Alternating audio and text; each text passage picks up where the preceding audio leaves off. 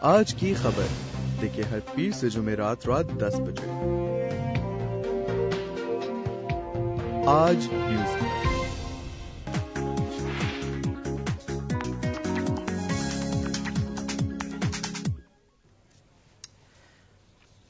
السلام علیکم ناظرین، آج مارکیٹ ایوننگ میں خوش آمدید۔ میں ہوں عمران سلطان۔ ہفتے کا پہلا کاروباری دن اور کیا ایکٹیویٹیز ہیں اس کاروباری دن کے ساتھ، اور اس وقت جو انتہائی اہم چیز ہے وہ پاکستان مسلم لیگ نواز گروپ کی جانب سے جو 10 پوائنٹس دیے گئے تھے حکومت کو اپنا قبلہ درست کرنے کے لیے، یہ قبلہ درست ہو سکتا ہے یا نہیں ہو سکتا، ٹیکنیکلی اس میں کیا ایشوز ہیں اور ہماری اس وقت گراؤنڈ ریئلٹی کیا ہے، ان تمام چیزوں کو ہم ڈسکس کریں گے۔ اپنے گیسٹ کا آپ سے تعارف کرواتا چلوں، سینئر اکانومسٹ جناب اے بی شاہد صاحب اس وقت پروگرام میں ہمارے ساتھ موجود ہیں۔ شاہد صاحب بہت بہت شکریہ پروگرام میں تشریف آئے۔ ایک پہلے کراچی اسٹاک ایکسچینج کی آج کی میں ناظرین کے ساتھ کلوزنگ جو ہے وہ شیئر کرتا چلوں۔ ناظرین، آج کراچی اسٹاک ایکسچینج کے سی 100 انڈیکس تقریباً 82 پوائنٹس کی کمی کے ساتھ آج کلوزنگ ہوئی 12,306 پہ، اور جو ایکٹیویٹی تقریباً لگ بھگ والیوم مارکیٹ کا رہا 14,15,15,698 شیئرز آج ٹریڈ ہوئے۔ 407 کمپنیز ایکٹیو تھیں، جس میں 166 companies positive, 227 negative, 44 in change رہیں۔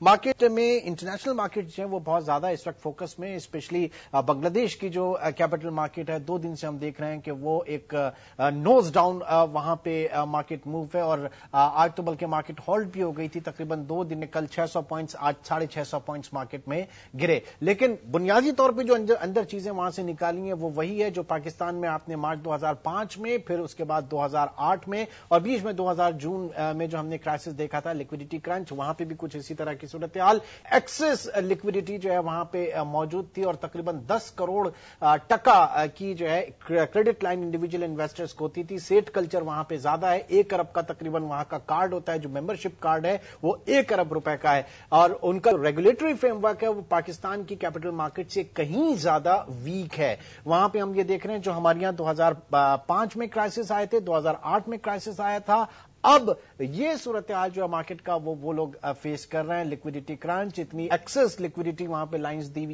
گئی تھی بینکوں کی طرف سے، جس کی وجہ سے وہاں پہ اوور لیوریج کیا گیا تھا۔ اب سننے میں یہ آ رہا ہے تقریباً 17 ارب کا ایک بیل آؤٹ پیکج بھی جو ہے وہ وہاں پہ دیا جائے گا۔ وہی پورا کا پورا سین ریپیٹ ہوگا جو پاکستان کی کیپٹل مارکیٹس میں ہوا تھا۔ بہرحال شاہد صاحب کی طرف آتا ہوں۔ شاہد صاحب، بڑی سملر چیز میں آج جو دیکھ رہا تھا بنگلہ دیش کی اسٹاک مارکیٹس میں، یہاں پہ ہم گزر چکے ہیں ان چیزوں سے، وہ گزر رہے ہیں، تو ہم کہتے ہیں کہ ورس ترین ریگولیٹری فریم ورک پاکستان کا، تو انفیکٹ ایسا نہیں، ہم سے بھی گئے گزرے لوگ ہیں، کیا کہیں گے؟ ہاں، مطلب یہ کہ اب اس سے مرزا غالب کا مسئلہ یاد آ جاتا ہے کہ دل کے خوش رکھنے کو غالب یہ خیال اچھا ہے، but that is not going to work. ٹھیک ہے، ٹھیک۔ ریگولیشن کے امپروومنٹ کی جہاں تک تعلق ہے، پاکستان میں ریگولیٹری سسٹم جو ہے وہ بہت زیادہ امپریسو اب بھی نہیں ہے، خاص طور پہ جہاں تک کہ ریٹیل اور ہول سیل مارکیٹس کے ریگولیٹ کرنے کا تعلق ہے، وہ تو ورچولی زیرو ہے پاکستان۔ ٹھیک ہے، اور وہ انفلیشن کے بڑھنے کا ایک بہت بڑا ایلیمنٹ ہے، اس لیے کہ جب مارکیٹس کو یہ معلوم ہو جائے کہ ان کو ریگولیٹ کرنے والا کوئی نہیں ہے، یا کم از کم گورنمنٹ کی ریٹ ہے نہیں ریٹیل مارکیٹ میں، تو پھر وہ بادشاہ بن جاتے ہیں۔ میں یہ نہیں کہہ رہا کہ ان میں سے سب لوگ یہ کر رہے ہیں، لیکن اس میں ایک بہت بڑا ایلیمنٹ وہ ہے جو مارکیٹ کی پرائس ڈسٹارشنز کا ذمہ دار ہوتا ہے ڈیلیبریٹ طریقے سے۔ اور یہ چیز آپ نے دیکھی ایک دفعہ نہیں، آپ شکر کے کیس میں دیکھ لیجئے، گیہوں کے کیس میں دیکھ لیجئے، دالوں کے کیس میں سبھی کچھ ہو چکا ہے، اور یہ بھی ثابت ہو گیا کہ in spite of the government and the competition commission and so on and so forth, کیا ہوا؟ کچھ بھی نہیں، 0/0۔ تو یہ چیزیں اچھی نہیں ہے، کیونکہ آپ مارکیٹس کو اگر اس طرح کھلے طور پہ بزنس مین کے حوالے کر دیں گے تو پھر تو آپ مطلب پھر ریاست کا وجود جو ہے اس پہ سوالیہ نشان کھڑا ہو جاتا ہے۔ اور فری ٹریڈ کے ہیڈ میں آ کے آپ ساری چیزیں چھوڑ دیتے ہیں۔ میں نہیں کہتا آپ فری ٹریڈ نہ کریں، آپ بے شک فری ٹریڈ کریں، لیکن فریڈم کا جو کانسیپٹ ہے وہ یہ ہے نا، وہ کہتے ہیں نا کہ آپ کی فریڈم وہاں ختم ہو جاتی ہے جہاں آپ کی ناک ختم ہوتی ہے، اس کے بعد دوسرے آدمی کی فریڈم شروع ہوتی ہے۔ صحیح، تو دوسرے کی فریڈم کہاں چلی گئی؟ ٹھیک ہے، ٹھیک ہے، چلیں وہ ہم آئیں گے، لیکن ایک جو صحیح اس وقت ایک کوشش کی گئی ہے نواز شریف صاحب کی طرف سے، آج بھی انہوں نے پریس کانفرنس کی اور انہی تمام چیزوں کا پوائنٹس کا احاطہ کیا۔ پہلے تو 180 ملین کی پاپولیشن پاکستان کی 18 کروڑ کی، اس میں کوئی شک نہیں، مہنگائی کی چکی میں پس رہی ہے، 98% عوام جو ہے وہ پس رہی ہے۔ ایسے موقع پہ ٹیکنیکلی اے بی شاید از اے ٹیکنیکل پرسن, اسی لیے میں نے آپ کو یہاں پہ ٹیکنیکل اس کے لیے میں نے دعوت دی ہے ٹیکنیکل اسپیکٹس پہ بات کرنے کے لیے. یہ جو حالیہ پیٹرولیم پرائسز تھیں جو اس میں اضافے کو تمام متحدہ قومی موومنٹ اور نواز شریف گروپ اور سب نے کہا کہ اس کو فوراً واپس لیا جائے, کیا یہ پاکستان کے وسیع تر مفاد میں تھا؟ کیونکہ تقریباً 5 ارب روپے جو کا ریونیو ڈینٹ اس وقت پڑا ہے. کیا ان پولیٹیکل پارٹیز کے پاس کوئی دوسرا پلان تھا, اس کا آلٹرنیٹ تھا, یہ سب کہتے ہوئے؟ دیکھیے یہاں ایک بنیادی چیز آپ ذہن میں رکھیے گا کہ ریاست کا وجود جو ہے اس کی جسٹیفیکیشن کہاں سے پیدا ہوتی ہے کہ ریاست نظام کو مستقل اسٹیبل کرنے کی کوشش کرتی ہے, اس میں بھونچال آنے نہیں دیتی ہے. تو ریاست کی ذمہ داریوں میں یہ چیز ہوتی ہے کہ اگر انٹرنیشنل مارکیٹس میں وائڈ فلکچویشنز کی وجہ سے, جو کہ فی الحال تو نہیں ہوئی, انٹرنیشنل کموڈیٹیز پرائسز میں بڑھتی ہیں وہ, اور جن کا ایک انتہائی نقصان دہ اثر ہو سکتا ہے آپ کی معیشت پر, کیونکہ تیل کی قیمت وہ چیز ہے جو الٹیمیٹلی ہر چیز کی قیمت میں شامل ہوتی ہے. تو ایسی قیمت کی انکریز کو حکومت کو یہ نہیں ہے کہ آپ آنکھیں بند کر کے وہ ساری پاس کر دیں, کیونکہ پھر otherwise there is no need for a state, کیونکہ پھر تو آپ ختم کر دیں. تو سمپل پاس آن. تو پھر فیصلہ کیا کرنا ہوتا ہے قانون دانوں کو اور جو آپ کے پارلیمنٹیرینس ہیں ان کو ڈیسائیڈ کرنا ہوتا ہے کہ اس امپیکٹ کا بوجھ کون سا طبقہ برداشت کر سکتا ہے, اس کو اسے پاس آن کرنا چاہیے تاکہ عام انسان کی زندگی پہ فرق نہ پڑ سکے. آپ قیمت کو آپ نے واپس لیا, صحیح کیا. میں بھی یہ بھی نہیں کہہ رہا کہ آپ کو 100% واپس لینا چاہیے تھا, آپ کو عوام کو اس کا ایک فریکشن پاس آن کرنا چاہیے تھا, کیونکہ عوام کو بھی اس چیز کا احساس ہونا چاہیے کہ انٹرنیشنل مارکیٹس کا امپیکٹ آئے گا. اس کا بلک جو تھا وہ آپ کو شفٹ کرنا چاہیے. اب سوال یہ ہے, قیمت تو آپ نے واپس کر دی ہے, جو سوال کھڑا ہو رہا ہے وہ یہ کہ اچھا ٹھیک ہے, اب یہ قیمت کا بوجھ جو ہے یہ کون دے گا؟ کیا یہ حکومت دے گی؟ اگر حکومت دے گی تو اس کا مطلب یہ ہے کہ حکومت کو اپنے خرچوں میں کمی کرنی ہوگی. اس کی نشاندہی ابھی تک نہیں ہو سکی ہے. تو پھر سوال یہ پیدا ہوتا ہے کیا یہ پیسے پھر اسٹیٹ بینک سے لیے جائیں گے؟ بات وہیں کی وہیں آ جاتی ہے. فسکل ڈیفیسٹ اگر آپ اور بڑھا رہے ہیں تو پھر تو اسے کوئی فائدہ نہیں. اچھا, پچھلے مہینے کانسٹنٹ رکھی تھی پرائس, اس مہینے جو ہے یہ واپس لیا, تقریباً میرے خیال سے 8.5-9 ارب روپے کا ڈینٹ جو ہے اس وقت ہے. آئی تھنک یا تقریباً 9 کے قریب 8.7 to 9 بلین روپیز کا. 2 مہینے کا. دوبارہ جاتے ہیں اسٹیٹ بینک کے پاس, نوٹ چھاپتے ہیں, انفلیشنری پریشر جو ہے وہ بڑھتا ہے. ٹھیک, تو آگے کنواں پیچھے کھائی. یہ میں یہ پوچھ رہا ہوں کہ کیا اس وقت جو ایکسپرٹیز ہیں وہ صرف حکومت کے پاس ہیں فائنینشیل سائڈ کی, یا دیگر جو سیاسی جماعتیں ہیں, ایک شیڈو کیبنٹ ہوتی ہے ہر ملک میں, ہر سیاسی. آپ نے بڑی اچھی بات کی, ایکسپرٹیز. پہلا سوال میں یہ پوچھوں گا کہ بھائی پاکستان ہمیشہ اسپاٹ مارکیٹ سے تیل کیوں خریدتا ہے؟ جولائی 2008 میں تیل کی قیمت تھی $147.5. ٹھیک ہے, انتہا پہ پہنچی ہوئی تھی. ٹھیک ہے. فروری 2009 میں, ٹھیک ہے, ٹو بی ویری پرسائز 2 فروری 2009 کو یہ قیمت آ گئی تھی $36 فی بیرل. $36. ٹھیک ہے. اب سوال یہ ہے کہ اس وقت ہم نے کیوں نہیں سوچا کہ ہم اسٹریٹجک فارورڈ بائنگ شروع کریں؟ سر وہ اس وقت کی ایک رپورٹ آتی ہے باہر, شوکت ترین صاحب جو ہیں وہ اس وقت زور دیتے ہیں کہ ایسا کیا جائے, اس کو ہیج کیا جائے, بالکل ہیجنگ کی جائے. لیکن کہا شری لنکا کی مثال دی گئی کہ شری لنکا نے جو ہے وہ $100 کیا اور اس کے بعد جو ہے پرائسز نیچے $60-70 آ گئی. جی, تو وہ انتہائی احمق لوگ تھے جو $100 پہ جا کے ہیج کر رہے تھے. یہاں پہ ان کو $36 کے اوپر ہیجنگ ٹول نظر نہیں آیا. میں حیران اس بات پہ ہوں کہ $36 کے اوپر تو ہیجنگ شروع کرنی چاہیے تھی نا. آپ کا کیا خیال تھا کہ تحفے کے طور پہ ملنا شروع ہو جائے گا؟ تیل کی قیمت اتنی نہیں جائے گی. $10-15 اگر آپ نے وہ ہیجنگ کی ہوتی تو ایوریج کاسٹ پچھلے 2 سال میں کتنی ہو جاتی؟ ایک چھوٹے سے بریک کے بعد میں اسی کے اوپر فوکس چاہوں گا. ایک چھوٹا سا بریک یہاں پہ لینا چاہیں گے ناظرین, مختصر سے بریک کے بعد دوبارہ ملتے ہیں.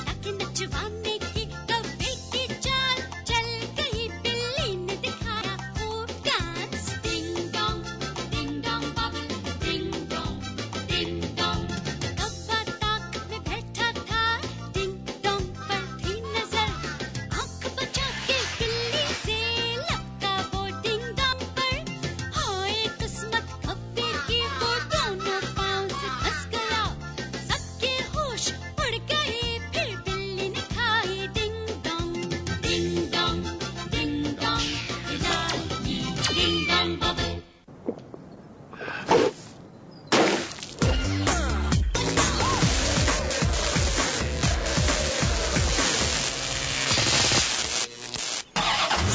Now, Extreme Energy Ultimate Taste in 20 rupees only.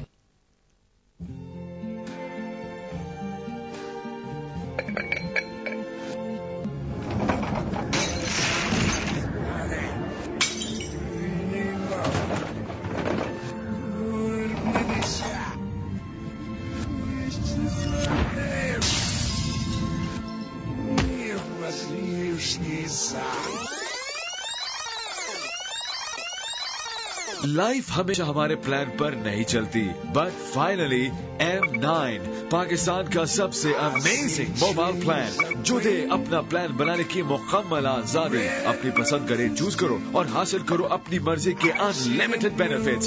Dial *247# या विजिट करो www.m9.com.pk। M9, what's your plan? लासानी का दूध से प्लस मिलेटरी कई की बीमारियों, खराश, दर्द, वरम और सोजिश से मुकम्मल आराम। लासानी का दूध से प्लस मिलेटरी। बहुत ही प्यासा था, अक्लमंद और सियाना था। कंकड़ डाल के पानी में उसने बुझाई अपनी प्यास। चूहों ने गप्पे से कहा तुम तो शेर से भी नहीं डरते। डिंग डोंग दिलाने का बिल्ली से अब तुम ही करो कोई इंतजाम। Ding dong bubble, ding dong. कव्वे को सूझी एक तरकीब, बिल्ली को पता के नचवाने की। कव्वे की चाल चल गई, बिल्ली ने दिखाया खूब dance. Ding dong bubble, ding dong. कव्वा ताक में बैठा था, डिंग डोंग पर थी नजर। आंख बचा के बिल्ली से लगता वो डिंग डोंग पर। ओए किस्मत कव्वे की, वो दोनों पांव से फंस गया। सबके होश उड़ गए, फिर बिल्ली ने खाए ding dong ding dong bubble.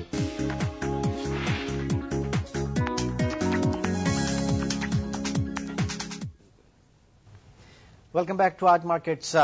Shahid साहब, आप ये समझते हैं कि उस वक्त की इकोनॉमिक टीम, इकोनॉमिक मैनेजर्स जब 2008 में बल्कि 2009 फरवरी में $36 पर बैरल प्राइसेस देख रहे थे और वो डिसीजन उन्होंने नहीं लिया, क्या वो अकाउंटेबल हैं, क्या वो आंसरेबल है? उनको बुलाना चाहिए, उनको स्टैंडिंग कमेटी बुलाए, उनसे पूछे कि ये किस तरीके से मैनेज किया गया था।